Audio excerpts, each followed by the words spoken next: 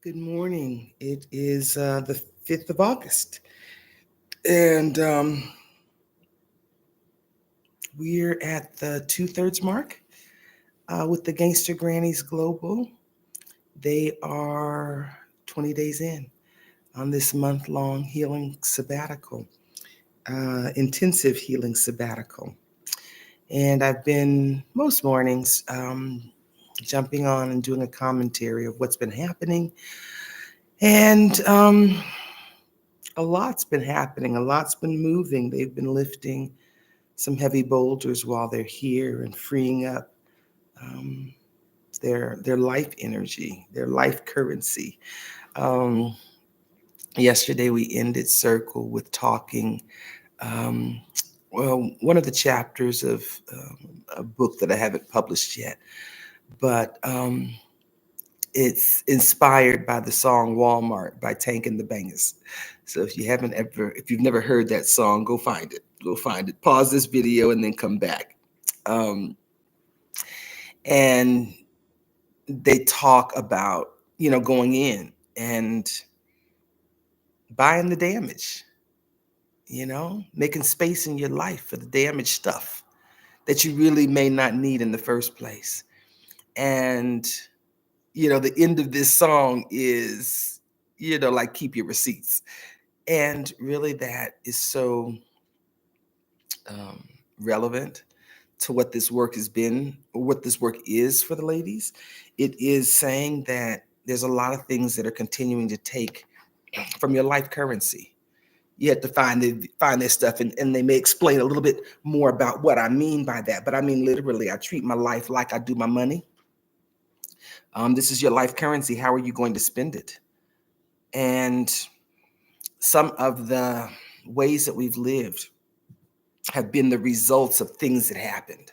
We were traumatized in big and small ways, lots of big and small ways. And this is about saying, I've got to get some value from that. It's taken from my life, it's taken from my life energy, but I got to get some value out of it. And really taking that seriously, ending the payment for the trauma that we've experienced. I'm going to stop doing things that carry this weight any further than here. It lays here. And this song is saying that, like, you got your receipt for this stuff. You got the receipts, uh, but now go get your money back. Um, go close out this debt and take your life back.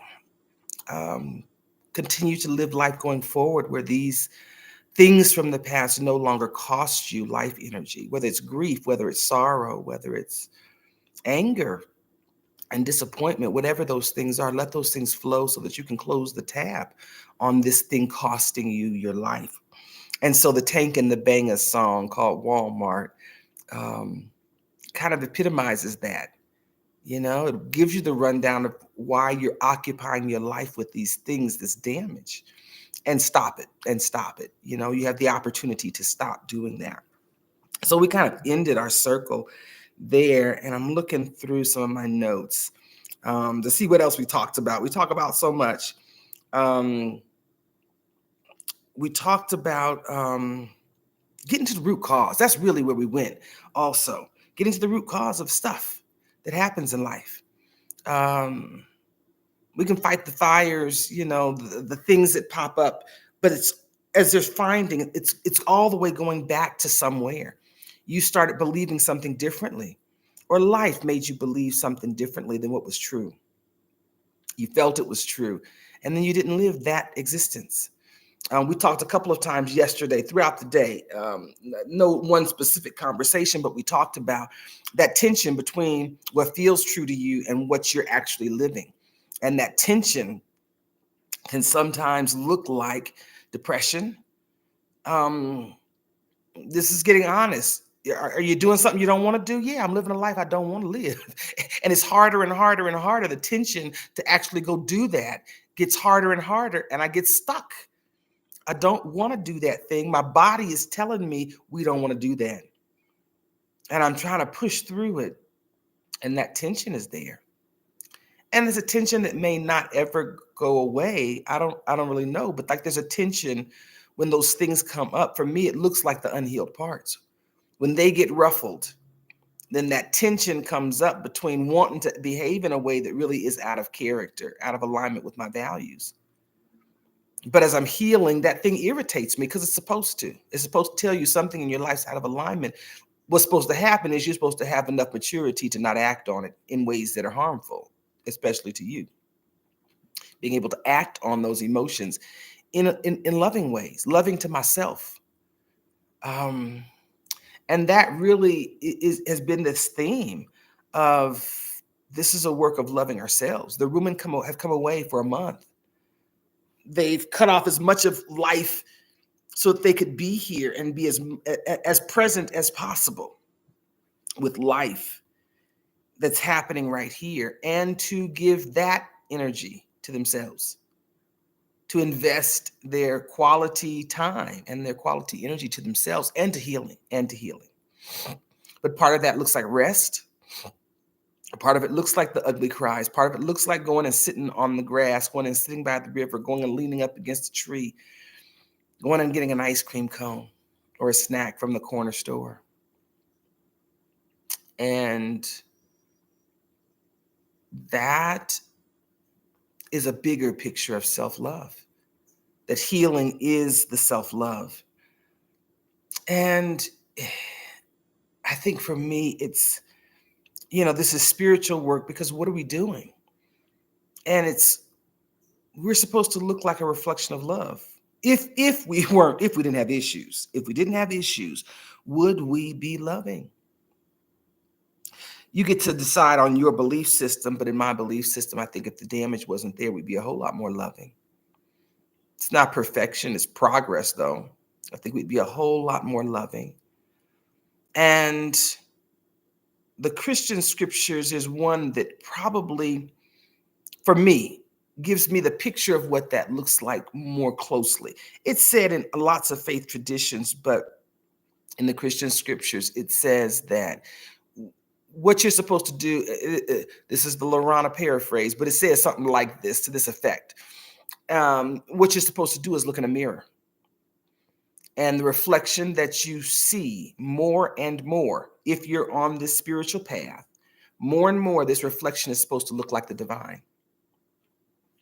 You look into the mirror and you're not looking like what is divine. And if what is divine is love, then you're supposed to be looking more and more like love when you look in the mirror. It's not telling you to look at anybody else's mirror. It's telling you to look at yours. When I look at me, who I am, what I'm doing, when I look physically in the mirror, do I see a reflection of the divine? Literally. It's like if you, in kids, as a kid, we went to the Lawrence Hall of Science. It's in the Bay Area, in Northern California. And I remember being fascinated by prisms. And they had an exhibit or something. And you shine a white light through this prism, and this prism takes that light and sends it in all different directions. It splits the light. One source splits this light into all different rays, different colors along the spectrum, different directions. None of these rays cross paths like with each other. They just go. Maybe they cross paths, I don't know. Probably so. But they go in different trajectories, different directions. Each one's got its own direction. Whatever the facet is on that prism, that's where it splits the light, and it goes in a different direction from that starting spot. And that, for me, has always been a really good representation of this idea of God. How can we be a reflection of God if you look different than me? Well, I'm like one of those rays in the prism. Which one? The LaRahna one. I'm the LaRahna one. And you are the whatever you are one. And that makes this make sense, that imagery for me, because I'm a ray of what is divine. If God is all, I'm one part of that, the LaRahna part. And when I look in the mirror, is that a reflection of love? That's the test for me. Because on a spiritual path, what's supposed to happen is more and more. Poco a poco. I'm supposed to look like love. What takes us there? As I'm healing, more and more of my actions are based on the truth. What's the truth? What's my value system? I'm love. I'm supposed to be a reflection of love, the hands of love, the actions of love, the words of love, the interactions of love.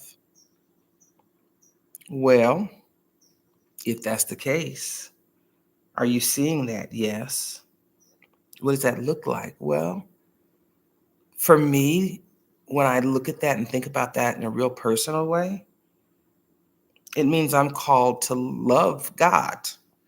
And part of that includes the part of God that I am. It's the loving myself, because that's an example, or perhaps the charge that's like, gotcha, like kind of like a joke. Gotcha. Love God. Which part of God can I love the best? Well, the part of God that you are, the part of you that is a reflection of God, and the part of you that's raggedy too. Can you love that person? Can you love that being, that part of creation? And this work is really personal. It's spiritual work, but it's the work that's personal that says, I'm going to love me in the best way that I can. And the best way that I can love me is to be me authentically and clean it up. Healing is cleaning up, taking the parts off of the mirror that are not reflective of divinity. They're not reflective of love, of God, of whatever word you use. Pure energy, light, love. And it's how serious do you take it? We're all in progress. Healing is a lifestyle for me. I've done a lot of damage to my body, the not sleeping, not eating, not drinking the water. And before I retired, that ended up in 2 blown knees. Probably could have been avoided, might have been able to be avoided.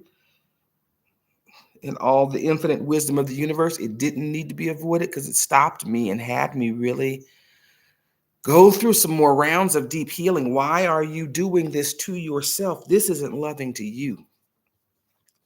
Why are you not eating? Why are you not drinking water? Why are you running 20 hours a day nonstop? Something wrong with you, girl. Something wrong with you.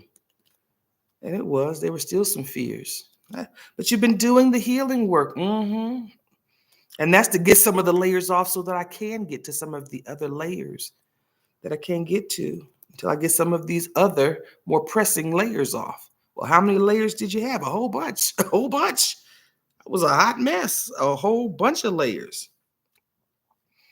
I've told people in the past, if you see me and you think I'm a hot mess, just imagine what I was before I started healing. I got issues. I'm working on it. And what I'm working on may not be what someone sees and thinks I should be working on, but let me work on what I need to work on, because I got issues. And part of those issues, have consequences. All of them do, but some have consequences that show up in the physical. And so healing for me is about eating good food, about doing things that heal my body. And one of the things that heals my body is not moving at 100 miles an hour every day. I lounge real good now. Doesn't mean I'm not productive. Doesn't mean I'm not in motion in ways that are meaningful to me. But it means I honor my body on the days that I want to do something and be productive. But on the days my body physically says, how about we just lounge today? How about we eat the most nutritious food we can and make it pretty if you could? On many days, that's like, oh, I want it to be pretty. I want my food to look nice too. I try to make it taste good. And some days you hit dead center and I'd be happy dancing at my house. But it's saying that, healing is going to help me love God.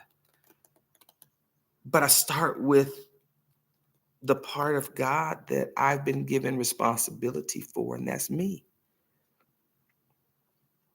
And so a lot of the scriptures kind of loop back. How do you honor God? How do you honor the divine? And it's be as you were created to be.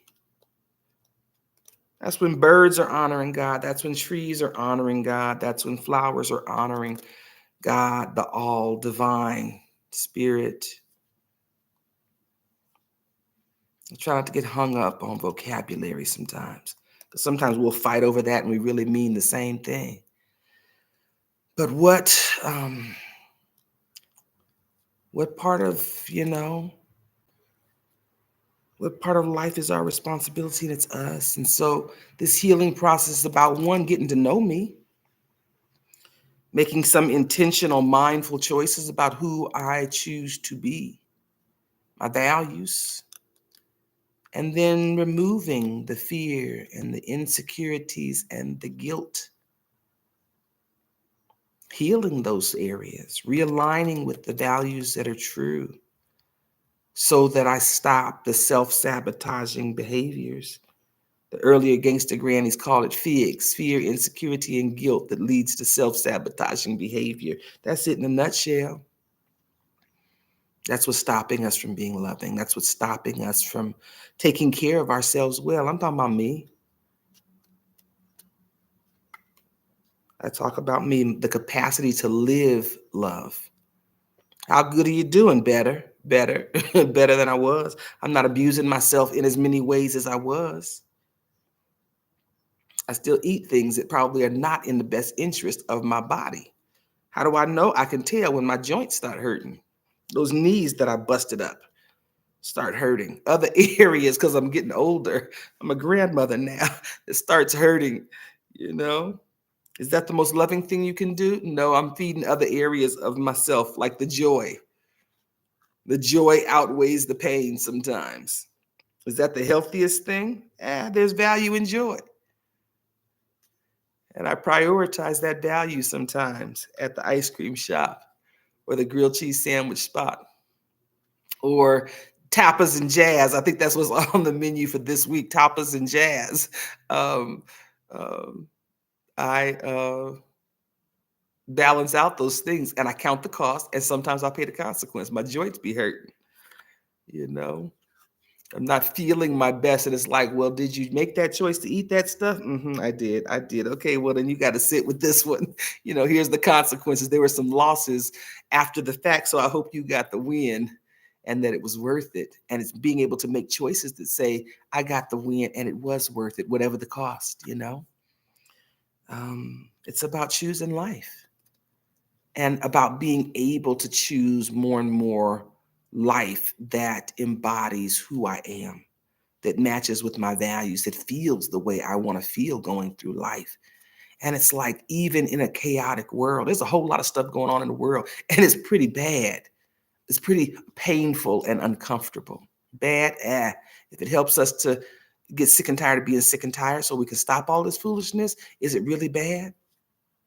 The Eastern traditions, there's some parables, and one of them is like, this thing is happening to this man, and he says, is it good or is it bad? And he thinks it's bad, but then it causes something else to happen that was really, really good. And it's like, well, was that bad thing good, or was that bad thing necessary to get to the next part that's good to you?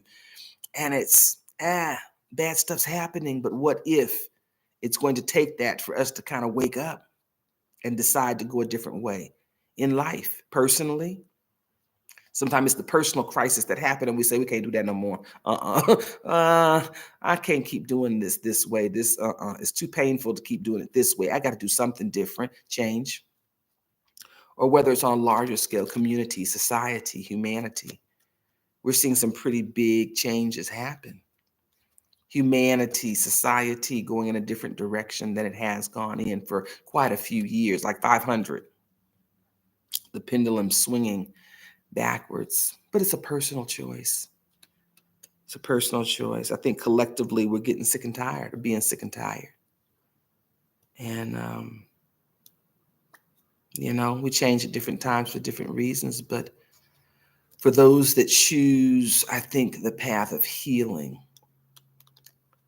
you're supposed to feel better and better about you, about love, about life, um, about change. So, but we talked about that. We've been talking about things like that, about freeing up your life, about being back in control of your life. But why? To be able to live your existence, your prism, your reflection, your ray of divinity, to live that. And that should feel good to you. Not sometimes the transition, because life sometimes doesn't support that. Not enough of life sometimes supports that. For me, moving to another country has helped. It's helped to lift some of that tension where I'm spending energy defending against things that don't feel good to me in life, the way life is done. It feels good to me to take a quarter to the store and get an ice cream cone, even though that ice cream cone is probably not the most healthiest thing. Being able to go get that sweet treat for a quarter, a whole lot less of my life energy to go out to have that. That kind of balances out the reward part. In an environment where people hug me, I hug strangers all the time, intrusive. I have to remind myself when I come back to the States, you get to ask for consent. I don't ever see folk asking for consent to hug here. They just don't. You're going to get a hug if you get close enough. And you can, put your hand out, and it's not in a disrespectful way. If you don't lean in, they may not necessarily, feel open to be intrusive in your life. But I'm wide open. My friends at the market, a whole bunch of them I know by face. Many more of them know me by name than I can remember their names. But they connect here. And so there's a whole lot less tension, a whole lot less energy spent in defense mode, defending against, buffering against the things that don't line up with my values.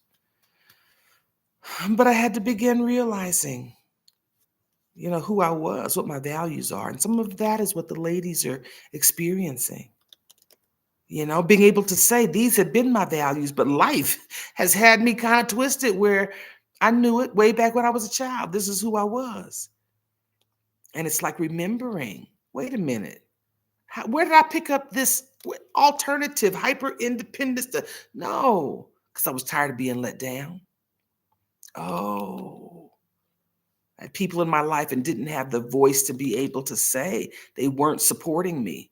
There wasn't the reciprocity that I wanted or that I asked for or that we agreed to give each other. And so it's learning us. It's a whole bunch of things all rolled up into healing.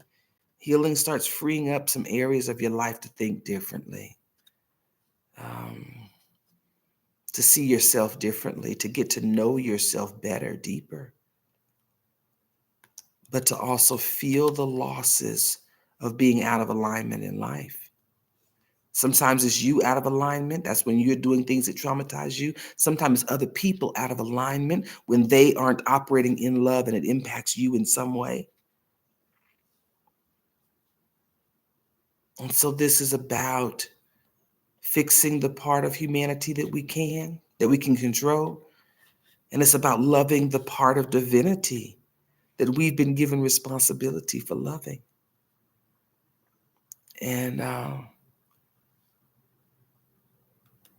I'm glad to be a part of other people's journey also. It gives me joy to see transformation. That's what Jashuki says, and I agree with him.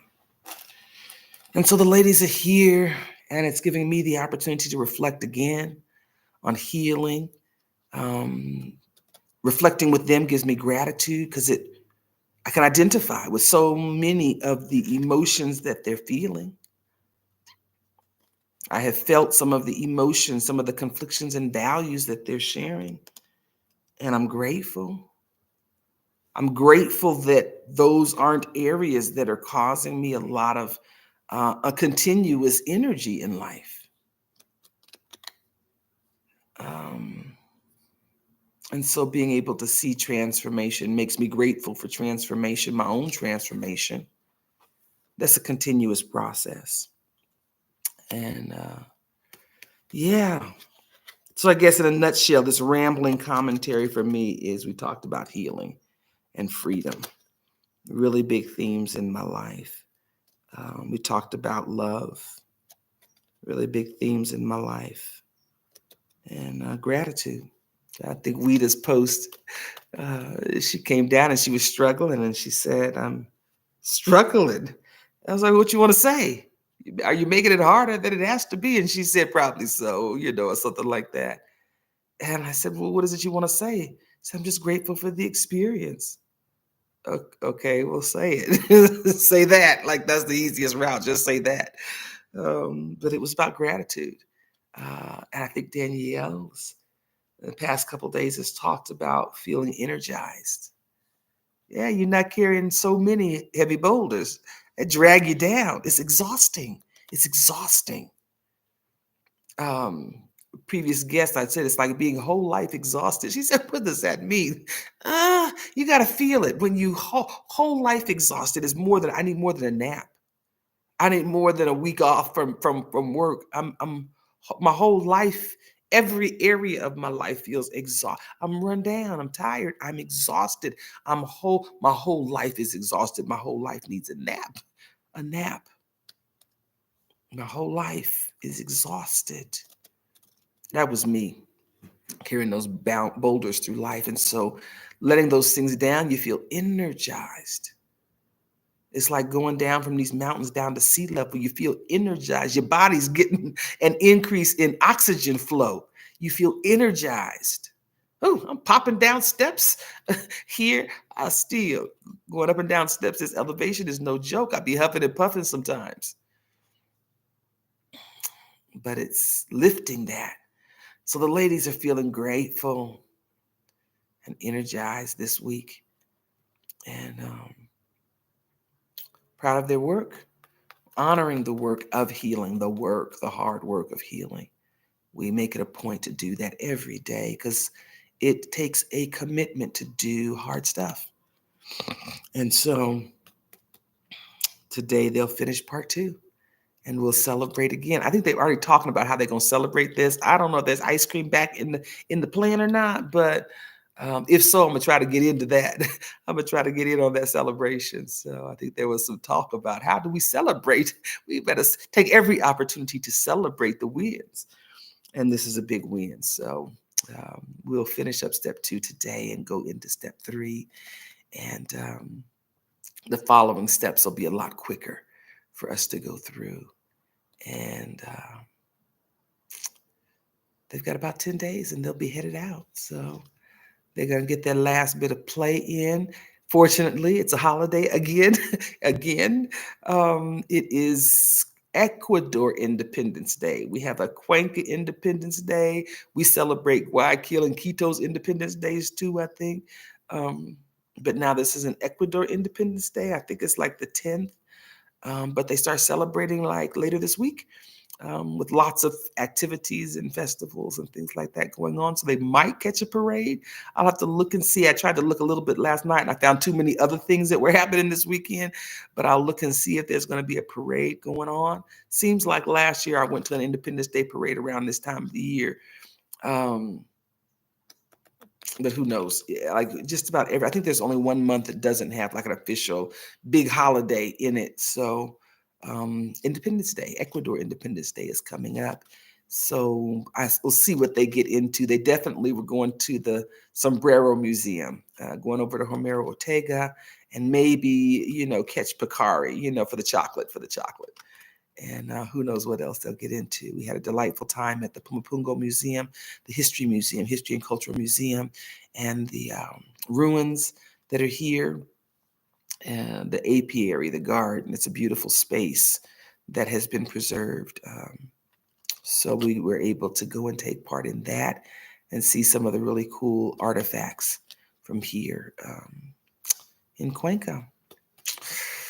So that's it. We're going to get up and do it again today and finish out step 2 and then celebrate. And we'll be right back at it because we got to finish the loop, close the loop before they leave. I'm going to get up and think about breakfast number one. I got my coffee here, finished my coffee, get started on my tea because hydration is a part of my healing journey that I am still doing behavior modification and reminding myself and some days forcing myself to remember to drink my water. So today I did a mix yesterday that I kind of liked. It was a soursop leaf, mango leaf, guava leaf, and then I put some hibiscus in that, and it makes a nice tea that makes me feel like I'm, doing extra good to myself. They all have medicinal properties. So all the help I can get because I got issues and trying to work on healing my body. So I think that's all that I want to ramble about today. This helps me to kind of just keep a record, a running record, a digital diary of what we've been talking about and what feels meaningful as the Gangsta Grannies go through this month-long intensive healing sabbatical here with me at the International Welcome Center. If you'd like more information, I put the links in the chat.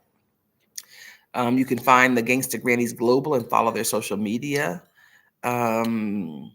You can find out more about our healing vacation retreats. We have one coming up in Kenya, Soul Safari. Healing vacation retreat will be in Kenya, November 6th through the 13th. We'd love to have you come with us. But you can also book a time to come and do a healing vacation retreat or the intensive sabbatical month here. There's some other programming on the website. Love to have you. If you want to reach out, friends at nowastedtime.com. You can send an email. There's a bunch of stuff on my feed that gives you some training tools.